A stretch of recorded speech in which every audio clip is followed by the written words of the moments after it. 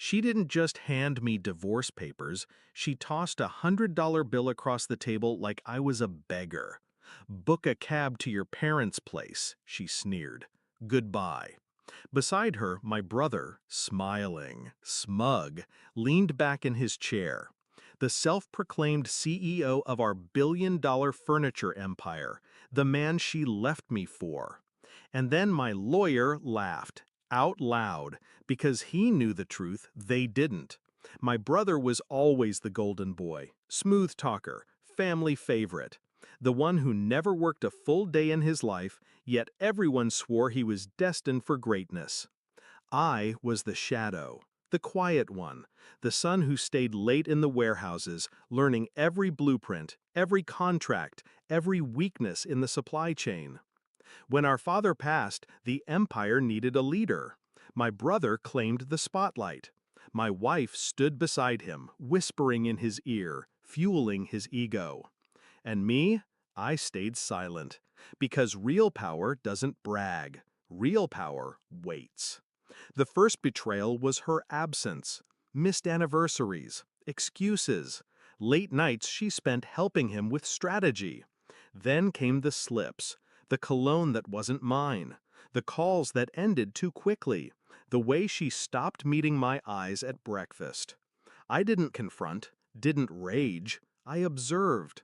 And when I finally caught them together, in the office my father built, her lips on his hands on what was mine, I said nothing. Because fury destroys. Patience sharpens. They thought they'd taken everything. She filed for divorce, confident I'd walk away empty-handed. He strutted in interviews, claiming the CEO title, boasting about his empire. But what they never understood was this. The empire had always been mine, legally, strategically, entirely. I didn't just work in the shadows, I built them. While he posed for cameras, I negotiated the contracts. While he spent money, I structured the trusts. While they plotted together, I secured majority control in silence. Every signature, every clause, every share. I wasn't the shadow, I was the architect. So when the final settlement came and she tossed me that pathetic $100 bill, my lawyer couldn't help himself. His laughter cut the silence in two. She frowned. My brother snapped, "What's so funny?" That's when the folder hit the table. Thick, heavy. Inside, proof. Articles of incorporation, voting rights, board resolutions, every piece showing that my brother wasn't CEO. He never had been. I was. Her smirk collapsed first. His face followed, draining pale as the document spread out before him.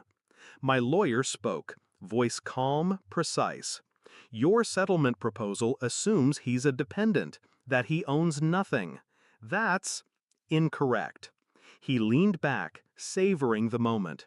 As majority shareholder and sitting CEO, my client isn't walking away with scraps. He is the company. The room went dead quiet. My brother tried to recover, stammered something about a mistake, about Dad's wishes. I finally spoke. "No, this was always the plan. You wanted the crown without the weight. You let me do the work while you played the king." And she, I looked at her, cold, steady, thought she was clever, tying herself to a title that was never his. I slid the folder toward them. Checkmate. The rest unfolded like theater. The settlement flipped instantly. She left with nothing but debt. The $100 she tossed at me sat untouched on the table, a monument to her arrogance. My brother, forced off the board, stripped of power, his name erased from the press releases he once adored. The empire didn't crumble, it thrived, because it had always been mine. They just hadn't realized until it was too late. I walked out of that room without looking back, not because I didn't want to see their faces collapse further, but because I didn't need to. Revenge isn't about spectacle, it's about precision. It's about letting your betrayers write their own downfall while you hold the pen. She thought I'd be humiliated. He thought he'd stolen my crown. But when the dust settled, the truth was simple. They'd betrayed a man who'd already won. Now, when I sit in the boardroom, I see their ghosts. Her smirk, his swagger, both illusions, both broken. And I remember the lesson they taught me without realizing it. Never announce power. Never flaunt it. Control isn't declared. It's revealed at the exact moment it destroys your enemies.